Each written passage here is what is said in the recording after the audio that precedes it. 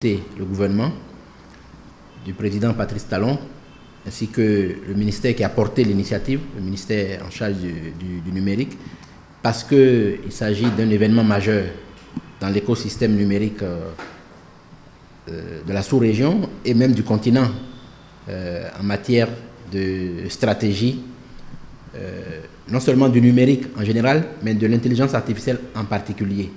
Et pour le profane ou pour le grand public, il s'agit en fait d'un document qui définit la vision du Bénin et les orientations du Bénin en matière d'intelligence artificielle, c'est-à-dire en matière de ce domaine de l'informatique qui consiste à faire en sorte que les ordinateurs soient plus performants, donc plus intelligents, c'est-à-dire puissent traiter de grandes masses de données. C'est pourquoi la stratégie s'appelle aussi IA et méga données.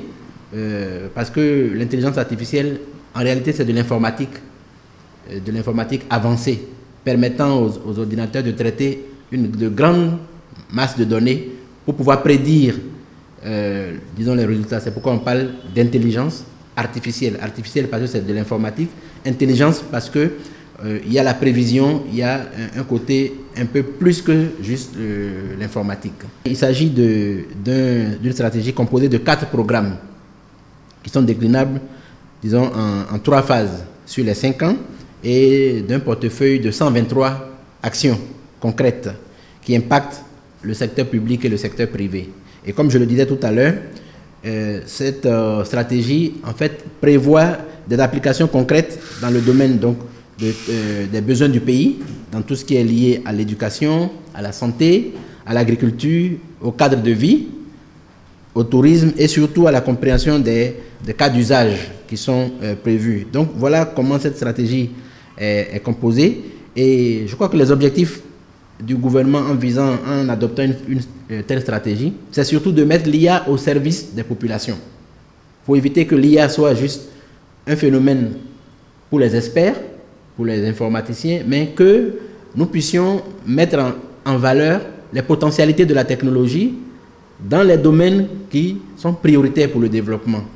Donc l'enjeu est simple. Comment l'IA peut contribuer au plan d'action du gouvernement à travers des domaines prioritaires que j'ai mentionnés tout à l'heure, l'éducation, la santé, l'agriculture, pour que les populations au quotidien puissent en bénéficier. Par exemple, les drones, l'utilisation des drones, par exemple, pour pouvoir aujourd'hui fertiliser les sols ou bien observer les sols, observer des champs de coton à travers un drone, c'est de l'intelligence artificielle qui permet l'observation, disons, de nos terres, l'observation l'anticipation sur les conditions climatiques. Vous voyez, voilà de façon concrète les objectifs qui sont visés. C'est vraiment de pouvoir, quelque part aussi, rendre le pays davantage attractif sur le domaine du numérique et des nouvelles technologies à travers cette stratégie. Former les jeunes, former les femmes, former surtout les responsables dans les administrations publiques pour comprendre les enjeux et aussi surtout former les chefs d'entreprise, le secteur privé, qui sont aussi le secteur privé qui est utilisateur de technologies. La formation est capitale.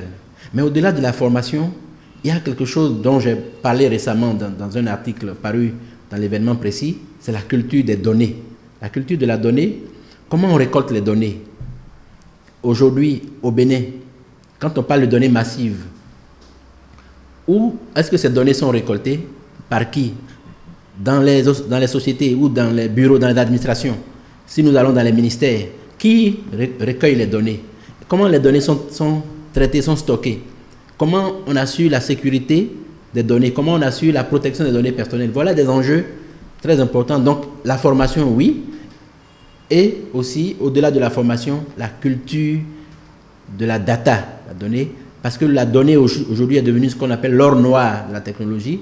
Grâce à la donnée, les structures de marketing arrivent à orienter les consommateurs. Vous voyez? Et c'est grâce aux données que Google existe, grâce aux données que Facebook existe, même l'utilisation de Gmail. Donc c'est vraiment aujourd'hui stratégique, la formation et surtout la culture des données.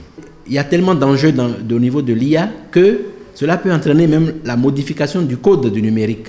Vous voyez? Donc, effectivement, au-delà de cette stratégie qui est adoptée, le cadre institutionnel pourrait évoluer pour s'adapter effectivement aux besoins liées à l'exploitation des mégadonnées, des grandes quantités de données. Mais je crois que votre question est effectivement très intéressante et prouve que le Bénin a su, en son temps, en étant l'un des tout premiers pays du continent, se doter de cet instrument institutionnel normatif pour faire de l'IA un élément de son développement économique et technologique.